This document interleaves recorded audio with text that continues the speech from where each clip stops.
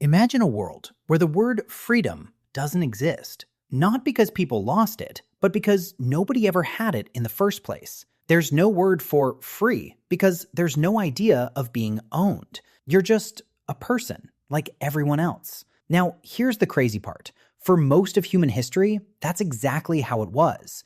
No masters, no slaves. No one buying or selling another human being. So somewhere along the way, someone looked at another person and thought, you belong to me now. And that single terrible idea, it didn't just appear. It was invented, built, perfected over thousands of years. So the question isn't just, was slavery bad? You already know that. The real question is, how did it start? Who was the first slave? And why did nearly every ancient civilization on Earth decide that owning humans was just normal? Stick with me, because the answer is way darker and way stranger than you think. Oh, and real quick before we dig in, if you're the kind of person who actually wonders about this stuff, the hidden history nobody teaches in school, do me one tiny favor. Smash that like button and hit subscribe. Seriously, it takes 2 seconds, and it helps this little channel more than you know. That's it. That's the whole ask. Now, let's get into it. Okay, let's rewind. Way back. For roughly 300,000 years, humans lived in small groups, hunter-gatherers. And here's the thing about that lifestyle. You literally could not own a slave. Why? Think about it. There was nothing to guard. No fields, no storehouse, no treasure. Everything you had, you carried on your back. And if you tried to force someone to work for you, they'd just leave, walk into the forest, join another group. There were no fences, no borders, no police. You can't chain a person in a world where they can just run and survive on their own. So slavery didn't exist, not because people were nicer back then, but because it made no sense. There was nothing to gain. You couldn't get rich off another person's labor when there was no rich to begin with. Everyone had roughly the same, nothing. So what changed? One word, farming. About 10,000 years ago, humans started planting seeds, growing crops, raising animals. And this changed everything. Because for the first time in history, stuff piled up. Grain in a storehouse, cattle in a pen, land you could pass down to your kids. Suddenly, there was wealth. Real, physical wealth you could see and count and steal. And here's the domino nobody saw coming. When you have crops, you need labor. Lots of it. Planting, weeding, harvesting, hauling. It's brutal, back-breaking work, and it never ends. So the question became, who's going to do all this work? And that's where the dark idea creeps in. What if someone else did it? Someone who didn't get paid. Someone who couldn't say no. Someone you owned. Farming didn't just feed more people. It created the first real reason to control other humans. And once that idea existed, there was no going back. So let's talk about the very first slaves. Where did they come from? The answer is war. Picture 2 early villages. They fight over land, over water, over food. One side wins. And now the winners have a bunch of prisoners standing in front of them. Now, in the old hunter-gatherer days, you just let them go, or worse. There was no point keeping them. They'd eat your food and give you nothing. But now everything's different. Now you have fields that need working. So instead of killing your prisoners, you keep them. You put them to work. And just like that, a captured enemy becomes a captured worker, a tool that breathes. Archaeologists actually see this in the record. Some of the earliest written symbols from ancient Mesopotamia, over 5,000 years ago, include a word for slave. And you know how they wrote it? A picture. A symbol meaning man or woman combined with the symbol for mountain or foreign land. Literally, a person from the mountains. A foreigner, an outsider captured in war. That's your first clue. The first slaves weren't neighbors. They were the other. People from somewhere else. People it felt easy to not see as fully human. Now, here's where it gets organized, and honestly, kind of chilling. In ancient Mesopotamia, in cities like Ur and Babylon, slavery went from a random thing to a system with rules, with laws, with paperwork. We literally have the receipts, clay tablets from thousands of years ago recording the sale of human beings, prices, names, owners. There's the famous Code of Hammurabi, one of the oldest written law codes on Earth, from nearly 4,000 years ago. And a huge chunk of it, it's about slaves, how much they cost, what happens if one runs away, what happens if you hurt someone else's slave. Think about that for a second. There were laws protecting the owner's investment. If someone injured your slave, they had to pay you, not the slave, you. Because in the eyes of the law, a person had become property, like a cow, like a plow. And here's a detail that really gets me. In Mesopotamia, you could become a slave by owing money. Couldn't pay your debts? You might have to sell your kids or sell yourself for a set number of years. That's called debt slavery. And it meant slavery wasn't just for foreigners anymore. Now it could happen to anyone. One bad harvest, one bad loan, and you're owned. Now, let's clear up something huge. Egypt. When I say ancient slavery, your brain probably jumps straight to the pyramids, right?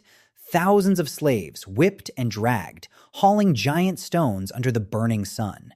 It's in every movie. But here's the twist. That's mostly a myth. Most historians now believe the pyramids were built by paid workers, skilled laborers, people who ate well, got medical care, and were buried with honor near the pyramids they built. Not slaves, workers. Now, don't get me wrong. Egypt absolutely had slaves, captured in war mostly. They worked in homes, in fields, in mines. But the whole pyramids built by slaves image, that came way later, partly from ancient Greek writers and old stories that stuck around for thousands of years. I love this one because it shows how history gets twisted. Sometimes the version we all know is the version that's flat out wrong. Okay, now let's talk about ancient Greece, the birthplace of democracy, philosophy, big ideas about freedom and reason, and also a society completely dependent on slaves. Here's the uncomfortable truth. In a city like Athens, huge numbers of people were enslaved.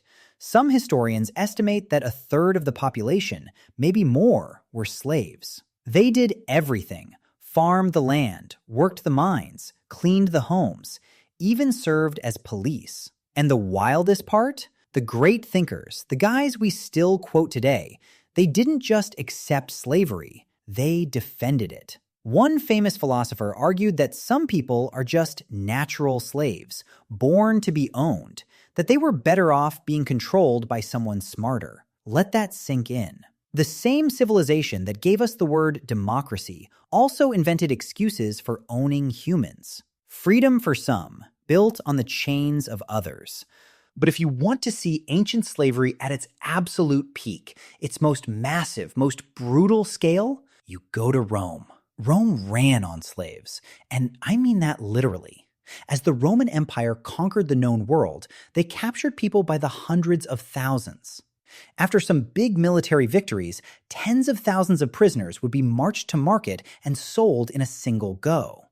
At its height, historians think that maybe 1 in 3 people in Italy was enslaved. They were everywhere, in the mines dying young, in the fields working till they dropped, in rich homes as cooks, teachers, doctors, and servants, and in the arena as gladiators, fighting and dying for entertainment. And this is where you get one of history's most famous rebellions, a gladiator named Spartacus. Around 2,000 years ago, he led an army of tens of thousands of escaped slaves against the might of Rome. And for a while, they actually won.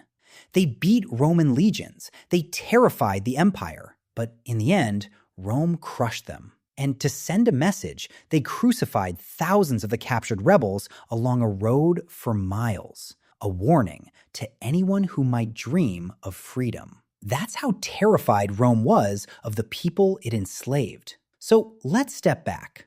Mesopotamia, Egypt, Greece, Rome, India, China, the Americas. all over the world, completely separate cultures who never even talked to each other, all landed on the same idea: slavery. Why? Because the ingredients were always the same. Number one, surplus. Once you can grow more food than you need, you can feed workers who don't get paid. Number two, war.